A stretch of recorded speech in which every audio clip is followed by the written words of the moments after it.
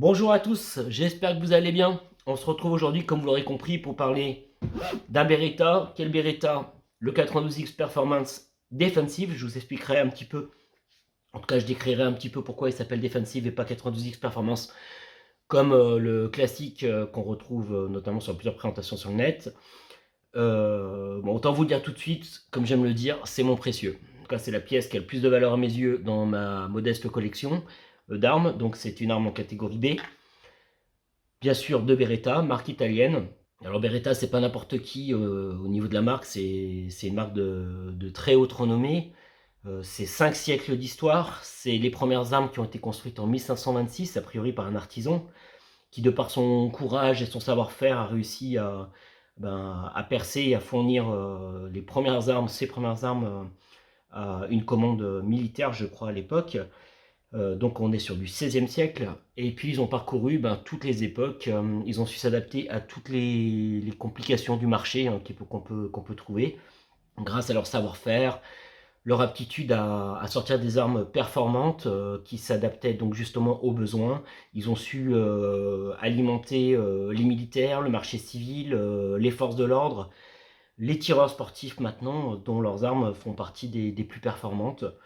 Pour moi, de toute façon, Beretta, c'est simple, c'est un petit peu ce qu'est Ferrari à la voiture pour les armes. Voilà. Donc il m'en fallait un, et il me fallait, si possible, celui que je trouvais le plus beau et certainement le plus performant à l'heure actuelle, c'est-à-dire le 92X. Alors là, on est sur le 92X Performance Defensive et pas le Performance Classique, puisque le Performance Classique, normalement, il est avec une embase et un rail Picatinny en dessous, alors que celui-ci, il est optique ready, donc en fait, il a la possibilité d'avoir une embase et un pointeur laser sur le dessus, grâce à ces vis ici.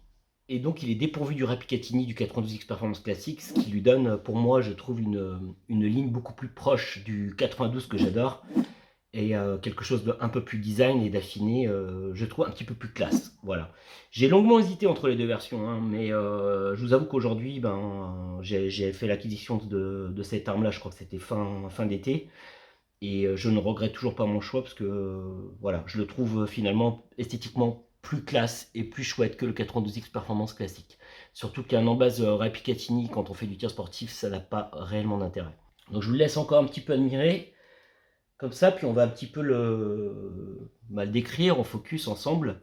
Donc tout d'abord, on va vérifier qu'il est en sécurité puisqu'on fait des manipulations. Donc rien dans le chargeur, rien dans la chambre. Je ne sais pas si vous voyez là-haut. Voilà. Et puis, avant de commencer par le présenter, on va déjà voir dans quoi il est muni. Comme ça, on va pouvoir se débarrasser et faire un peu de place ici sur la table. Donc, il est livré dans une mallette ABS avec code verrou ici. Voilà. Donc, bon, c'était une bêtise, je vais changer, mais je suis obligé de le remettre pour vous l'ouvrir. Voilà. Ensuite, alors attention pour la mallette avec code de sécurité, c'est pas toutes les versions qui en sont pourvues. Celui-ci est un modèle de 2020 et a priori sur les modèles de 2021 on a des mallettes ABS classiques. Alors il était fourni avec quoi? J'ai un peu tourné dedans parce que je vous avoue que je vais pas au stand avec tout ça dans la mallette, mais il est fourni avec deux chargeurs, donc un qui est déjà équipé sur l'arme que vous avez vu et un second. Ils sont tous les deux identiques avec une capacité de 15 coups, ce qui n'est pas rien. Fourni bien entendu avec toute la notice du pistolet, une chargette pour aider à charger les munitions dans le chargeur, une embase pour mettre tout ce qui était optique ready, je vous ai dit sur le dessus si jamais vous voulez mettre un pointeur laser, également une clé Allen qui servira à faire quelques réglages dont je vous parlerai peut-être tout à l'heure, et également un petit outil, je vais essayer de vous l'isoler sur le... D'ailleurs, j'avais oublié qu'il existait ce petit outil, donc je me promenais jusqu'à maintenant avec un tournevis plat dans la mallette, ce qui n'était pas forcément pratique, alors qu'il existe, bon, si j'arrive à le sortir, cet outil, voilà, qui permet d'aller régler la hausse LPA qui est sur le dessus, voilà, et dont on reparlera un peu plus tard. Alors, il est fourni également avec un gun lock qui est ici à l'intérieur. Je vais essayer de vous le montrer. Voilà. À l'effigie de Beretta. Bon, moi, j'utilise jamais les gun lock. Je sais pas vous, mais voilà, c'est chouette. Mais bon, étant donné que la mallette est sécurisée et que j'ai tout ce qu'il faut, coffre et tout ça, je le stocke comme ça, j'ai pas besoin du Conlock. Ensuite, vous avez également un dos de crosse ou une poignée en tout cas supplémentaire, un grip supplémentaire qui va pouvoir se fixer sur l'arme. Je vous le montre comme ça. Moi je ne l'ai pas mis parce que j'ai, vous savez, pas forcément des grandes mains et que du coup la version classique me suffisait. Mais celui-ci va vous permettre, voilà, bon, je ne peux pas trop le mettre comme ça, il faudrait que j'enlève les autres plaquettes. Mais voilà, va vous permettre d'avoir une sorte de dos rond à l'arrière qui épousera un petit peu plus la paume de la main lorsque vous avez des mains un peu plus grandes. Moi, j'avoue au début, je savais pas trop si j'allais le mettre ou pas. Ça se trouve, ça irait très bien, mais j'ai pris l'habitude de tirer comme ça et j'y vois pas trop l'intérêt de rajouter pour l'instant en tout cas. Mais je garde ça de côté. Et le petit témoin de chance, ça, celui-là, il n'était pas fourni avec. C'est moi qui l'ai ajouté dans la mallette. Est-ce que j'ai fait le tour de la mallette? Oui, super. On va pouvoir se débarrasser de tout ça et faire un peu de place. Voilà, on va revenir sur ce qui nous intéresse le plus, à savoir ce fameux pistolet 92X Performance Défensive. Alors, si on voit sur les caractéristiques techniques, déjà, au niveau du look, avant même de commencer les caractéristiques techniques, au niveau de l'esthétique, je pense qu'on peut difficilement dire que ça ne ressemble pas énormément au 92 FS, dont vous savez, je suis fan. Il reprend toutes les lignes, et particulièrement, notamment, la glissière, la culasse ajourée ici, qui permet, en plus d'avoir une esthétique particulière et caractéristique de Beretta, de faciliter l'extraction des cartouches lorsque vous avez tiré, donc d'éviter les incidents de tir, et puis d'alléger un petit peu l'arme. Une arme qui est quand même, finalement, pas si légère que ça, puisqu'elle est toute acier, donc carcasse et culasse, avec un traitement Nistan. Alors, je ne sais pas si vous le voyez bien à la caméra, mais selon la lumière, vous passez sur une couleur un peu satinée et en même temps brillante chromée, ça dépend un petit peu de la lumière. Je le trouve juste magnifique, hein. Sincèrement, cette finition bicolore, elle est parfaite, donc avec un bronzage au niveau du canon. Alors, pour revenir sur cette glissière, elle est brigadier, donc renforcée ici, hein, avec un petit peu plus de matière pour pouvoir déjà le rendre un peu plus robuste et puis aussi l'alourdir mine de rien un petit peu plus parce que c'est une arme qui fait donc un peu plus de 1,3 kg je crois. Et donc elle tient bien dans la main, on sent quand même qu'il y a de la matière et du coup ça facilite, déjà ça la rend plus robuste et puis ça absorbe un peu plus le recul au moment des tirs. Si vous faites du tir de vitesse, puisque c'est une arme qui est orientée tir sportif, et notamment tir de vitesse, comme vous l'avez compris avec le petit crédit, c'est bien d'avoir une arme qui est capable justement d'absorber un petit peu le recul, et qu'on ait une super prise en main. À propos de la prise en main, on a une queue de castor qui a été allongée par rapport au 92 classique. Au niveau des crosses, enfin des plaquettes, on voit bien que c'est siglé Beretta 92X Performance. Au niveau de la prise en main, donc vraiment, vraiment parfaite, je vous dis, difficile de se poser la question de où poser les doigts, c'est clairement fait pour toutes les mains, je pense, mais en tout cas, c'est intuitif. On a un grip à l'avant, un petit peu diamanté, voilà ici, qui reprend le même design à l'arrière, donc c'est pas trop abrasif, mais ça permet quand même bien de le tenir dans la main. On retrouve également ce design-là sur le bouton poussoir pour éjecter le chargeur, voilà. Chargeur qui est donc, comme je vous le disais en début de vidéo, de 15 coups. Également talonné de manière assez épaisse pour ceux qui font encore une fois du tir de vitesse et qui font de la manipulation. S'ils le font tomber, voilà, il est amorti et en même temps il est assez proéminent à l'arrière si vous avez besoin de le récupérer dans d'autres situations de manière plus rapide, même en tir sportif, encore une fois de vitesse, pour pouvoir le récupérer un peu plus facilement avec les doigts s'il est dans une poche ou un encart où il est rangé sur votre veste.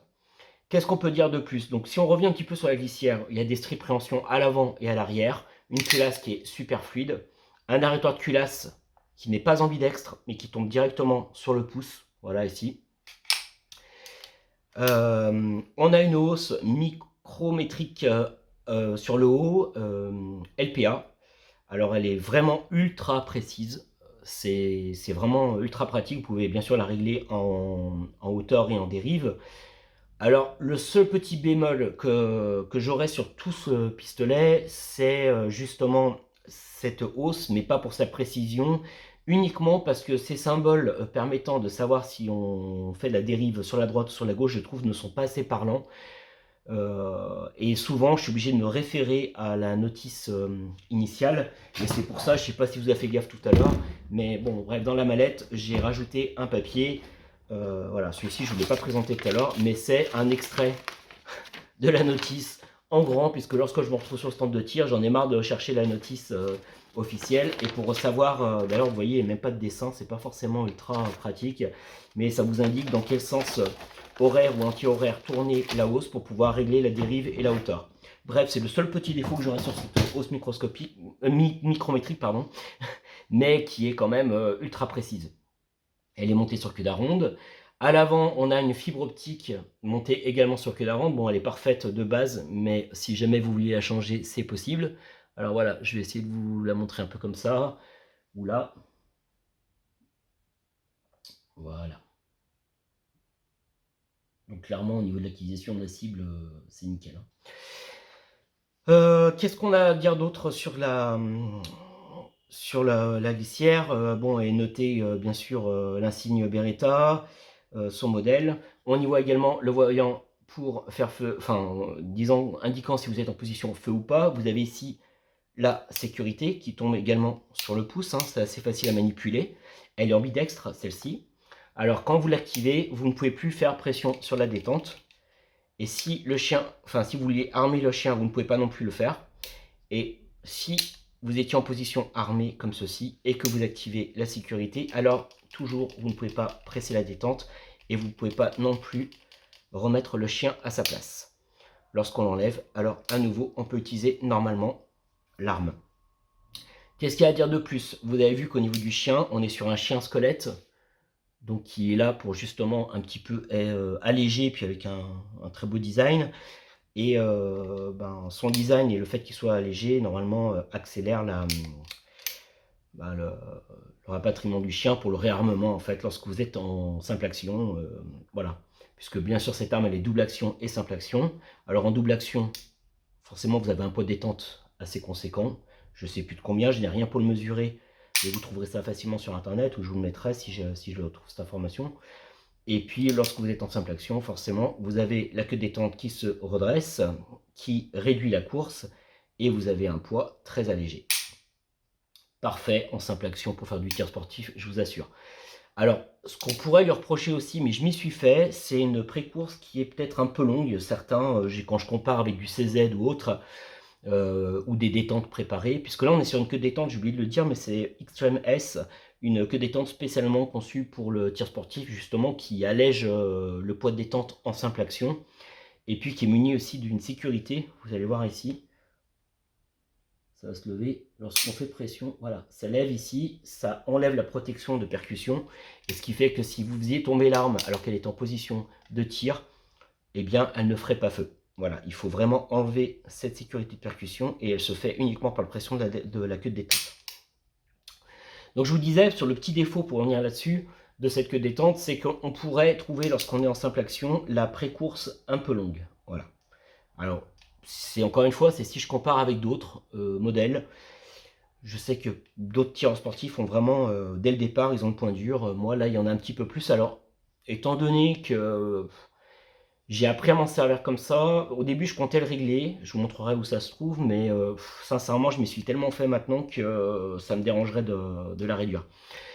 Vous avez aussi la possibilité de réduire le reset, qui lui par contre est ultra court. Clairement, vous avez tiré, il n'y a même pas un millimètre de ressenti pour retirer à nouveau la deuxième tape derrière, quoi. Qu'est-ce qu'il y a à dire d'autre? Je parle un peu vite, il y aurait beaucoup de choses à dire, mais en même temps, l'idée, c'est pas non plus de vous faire un Wikipédia de l'ensemble de l'arme, mais vraiment de vous donner mon ressenti. Alors, on est sur un canon qui est bronzé, qui a tendance un petit peu à s'abîmer. Enfin, à s'abîmer. C'est vraiment très très léger, hein. Je vais essayer de vous montrer. Voilà. Bon, le bronzage, c'est pas qu'il part, mais il s'amenuise un petit peu. Bon, c'est aussi le fait d'être en condition de canon et de culasse ajourée. Peut-être il y a peut-être plus de contact ici. Je sais pas, en tout cas, si je compare là encore une fois à d'autres armes que j'ai l'occasion de voir à côté au stand, les CZ par exemple, Shadowspear pour parler de ceux qui sont le plus communément trouvables sur les stands de tir, ils ont également ce genre de défaut. Ça se voit peut-être un peu moins parce que la culasse est pleine, mais si vous démontez ou vous tirez un petit peu à l'arrière la culasse, vous voyez aussi ce genre de marque. C'est vraiment très léger, c'est pour pinailler.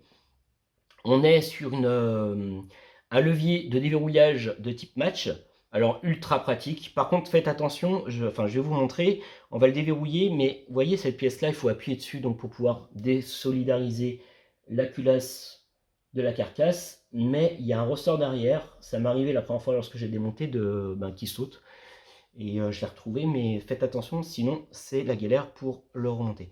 Donc c'est tout bête, vous appuyez ici, voilà, ça part à l'avant, et l'arme est démontée simplement. Alors oui, j'ai pris un peu l'habitude par rapport à la première fois que je les avais reçus, quand je vous avais montré la vidéo de déballage. Donc voilà, ici le canon, la culasse glissière ajourée, donc qui se nettoie assez facilement, en plus comme il n'y a pas trop de matière, ça va vite. Et puis la matière utilisée, la finition Nistan, franchement c'est quelque chose qui est assez facile à nettoyer. Vous voyez, je ne le nettoie pas non plus à chaque session de tir et il n'y a aucune marque, il est vraiment nickel. Donc je remets ça. On a une tige guide, voilà, ici, avec son ressort récupérateur. Et puis voilà, il suffit de remonter le tout. Voilà. Bien sûr, il faut que je remonte ça. Et voilà, l'arme est de nouveau en place et opérationnelle. Alors, est-ce que j'ai fait le tour de tout? Bon, bien sûr, on est sur du calibre 9 par 19. Je ne sais même pas si je l'ai dit dès le départ, mais bien entendu, vous en doutez. Ouais, non, j'ai rien à dire. Pas d'incident de tir. Je tire avec de la Célibello 124 grains. Franchement, c'est un plaisir total. Pas trop de recul. Bonne précision. Je l'ai prise en main assez rapidement. Ah oui, je voulais vous montrer aussi potentiellement où on pouvait régler l'après-course. Je vais redémonter à nouveau l'arme. Donc tac, on appuie ici, on bascule le déverrouillage et voilà. Et ici, je ne sais pas si je vais pouvoir vous le montrer correctement, je vais le faire ici, je vois un peu mieux. Là, voilà, vous voyez, il y a deux trous. Le premier sert à régler l'après-course, justement dont je vous parlais sur la queue de détente. Et le second en dessous vous sert à gérer, à régler le reset, en fait, le réarmement de la queue de détente. Donc qui est très court de base, et si vous voulez le rallonger ou peut-être même le raccourcir, je ne sais pas si c'est possible, mais en tout cas, voilà, ça se fait ici. Voilà, vous voyez comment il se démonte et se remonte ultra facilement. Bon, bah, je crois que j'ai fait le tour de cette arme. Là, il y a aussi ici la possibilité d'y mettre une dragonne, hein. Donc voilà, si vous souhaitiez. Non, je crois que j'ai vraiment j'ai fait le tour en tout cas des choses les plus importantes à dire sur cette arme. Mon précieux, comme j'aime le dire. Donc voilà, je vous la remonte encore une dernière fois. Un petit peu sous toutes ses coutures. Franchement, si vous avez envie de faire l'acquisition d'une catégorie B en 9 mm, n'hésitez pas. Ah oui, là je suis en train de voir aussi, là, en faisant le tour, il est bronzé le canon sur l'extérieur, mais à l'intérieur il est chromé. Donc là aussi il est en bicolore, et puis du coup ça facilite l'entretien au niveau de l'intérieur, et tout en gardant l'esthétique sur l'extérieur. Et quelque chose de robuste. Voilà. Bon, bah, j'espère que cette vidéo vous aura permis de voir un petit peu, de faire le tour un petit peu de cette arme que j'affectionne tant. Et puis moi, c'est l'occasion, vu que c'est la fin d'année, de vous souhaiter à tous d'excellentes fêtes de fin d'année, de prendre soin de vous, de vos proches. On avance tranquillement, proche des 2000 abonnés bientôt, peut-être sur le début de l'année prochaine. En tout cas, merci à tous ceux qui me suivent, merci pour votre soutien, merci pour vos commentaires lorsqu'ils sont bienveillants, et c'est quand même 99% du temps le cas. Pour les autres, tracez votre route. et aller voir ailleurs. En attendant, moi je vous dis à tous de passer d'excellentes fêtes de fin d'année. Petit mot aussi pour la team Los Fumeros Hermanos et puis la team des plombés de chez GG Explorer. N'hésitez pas à aller les voir aussi, leur faire un coucou. En tout cas, à tous et à tous les abonnés et autres, vraiment passez d'excellentes fêtes de fin d'année. A bientôt, ciao pour une nouvelle vidéo. Salut!